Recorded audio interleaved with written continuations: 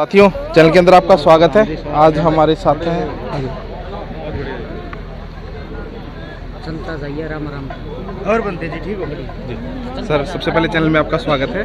धन्यवाद सर, परिवर्तन मंच के कार्यक्रम के भविष्य में क्या संभावना देखते हैं इस कार्यक्रम को देखते हुए आप? ना, बहुत ही सराहनीय ये कार्य है और समाज के जो विभिन्न जो चाहे हम खेल की बात करें या शिक्षा के क्षेत्र की बात करें, उन सभी लोगों को यहाँ पे सम्मानित किया गया। और पिछले 11 साल से ये समाज की स्थापना की गई थी, 11 साल पहले, और इतने समय से सभी लोगों को सम्मानित करके या उनको प्रोत्साहन मास्टर जी द्वारा पिछले 11 साल से दिया जा रहा है। तो ये बहुत ही सराहनीय कार्य मास्टर जी कर रहे हैं। इस संगठन का नाम परिवर्तन मंच, और इतना जन समर्थन देखने के बाद क्या आप कह सकते हैं कि परिवर्तन कर पाएगा परिवर्तन मंच? मैं समझता हूँ मास्टर जी जो कर रहे हैं ये बहुत ही पुनीत कार्य है और इस तरीके के कार्यों का हमेशा एक अच्छे परिणाम ही निकलते हैं। राहुल गांधी जी की भारत जोड़ो यात्रा का क्या भविष्य देखते हैं भारत की राजनीति में? भारत जोड़ो यात्रा का बहुत अच्छा एक मैसेज गया है पूरे देश में। भारत जोड़ो यात्रा का जो एक मकसद था, जो आपसी भाईचारे का जो देश में बनाने का, उस मकसद में मैं समझता हूँ भारत जोड़ो यात्रा का एक बहुत आने वाले समय में बहुत बड़ा एक अहम योगदान रहेगा।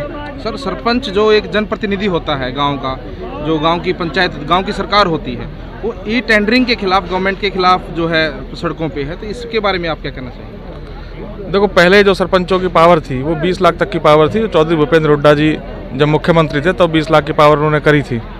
तो आज वो 20 से बढ़ा के उसको 25 या 30 कर देना चाहिए था। लेकिन इस सरकार ने जो ये फैसला लिया, इससे सरकार का जो क्लियर, जो स्पष्ट जो एक मैसेज है, जो ये चुने हुए जो नुमाइंदे हैं, जो चुने हुए सरपंच हैं, सरकार के मुताबिक ये लोग तो भ्रष्ट हैं। और ई टेंडरिंग के माध्यम से क्या मतलब जो अधिकारी हैं वो अधिकारी सारे शरीफ हो गए।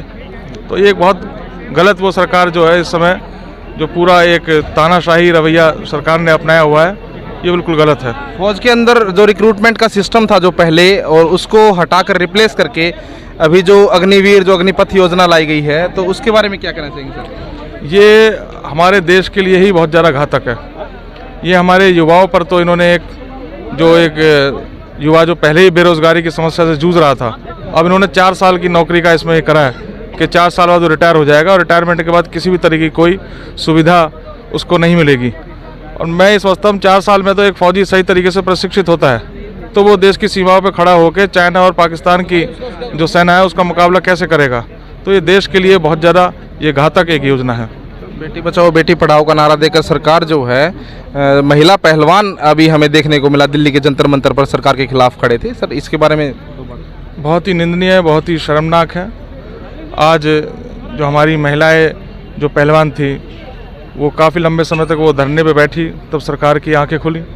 इससे पहले भी आप सरकार का आप कोई भी देखोगे, हाथरस में भी इसी तरीके से जो एक बच्ची थी उसका सामूहिक बलात्कार किया, उसका मर्डर हो गया।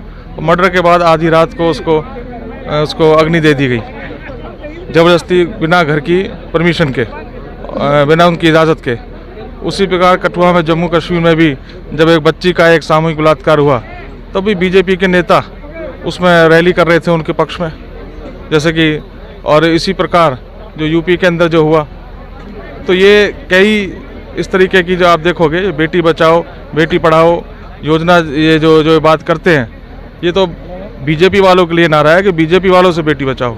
एमएसपी को लेकर किसान अभी भी सड़कों पर है और वो यकीन नहीं कर पा रहा है कि उसको एमएसपी की जो गारंटी मिलेगी या नहीं मिलेगी। सर, तो क्या इसके बारे में आपकी जो दल है या आप लोग जिसकी नुमाइंदगी कर रहे हैं सर, तो वो लोग क्या कर रहे हैं इसमें? तो भाजपा सरकार ने, इन्होंने सरकार में आने से पहले ये वादा करा था भारतीय जनता पार्टी ने कि हमारी सरकार बनेगी तो हम स्वामीनाथन आयोग के मुताबिक हम एमएसपी लागू करेंगे, यानी जितनी फसल की लागत होगी उसका आधा उस पर मुनाफा जोड़ के वो फसल की वो कीमत होगी।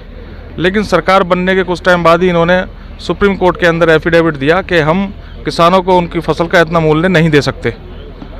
और आज इन्होंने 3 काले कानून जब ये लेकर आए, उस समय पूरे देश का किसान आंदोलित हुआ और 13 महीने तक किसान आंदोलन पर बैठा रहा।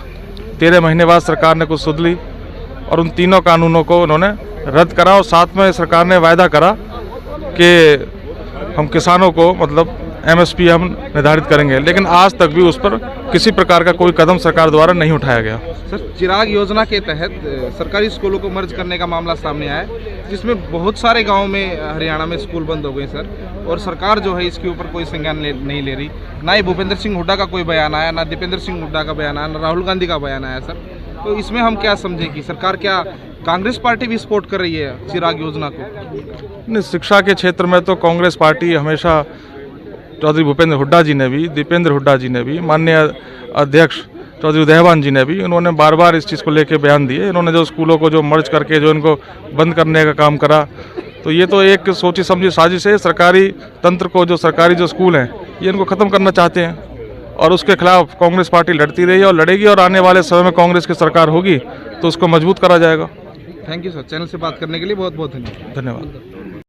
सम्मानित किया गया, और मैं ये समझता हूँ कि मास्टर जी का ये सारा जो काम है, काम देखते हुए वो समाज से ज़मीनी स्तर पर इतना जुड़े हुए हैं लोगों के साथ, और लोगों को वो प्रोत्साहित करने का काम कर रहे हैं। तो मालूम है 2024 की तैयारी हो रही है, अगले दिन आगाज हो रहे हैं, नए कायम बन रहे हैं। ये आज का एक सामाजिक काम है, ये राजनीतिक प्रोग्राम नहीं था। नहीं सर, हल्का भी तो उम्र के आया हुआ था सर, लेकिन हल्के के लोगों को एक बात थी,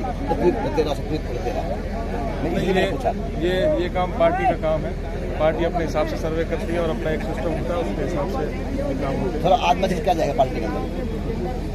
नहीं, ये बहुत अच्छा सराहनीय काम है, और ये राजनीतिक नहीं है, सामाजिक कार्यक्रम है। सर, मैं तो उसका एक अच्छा ही उसका मैसेज जाएगा। अच्छा जाएगा।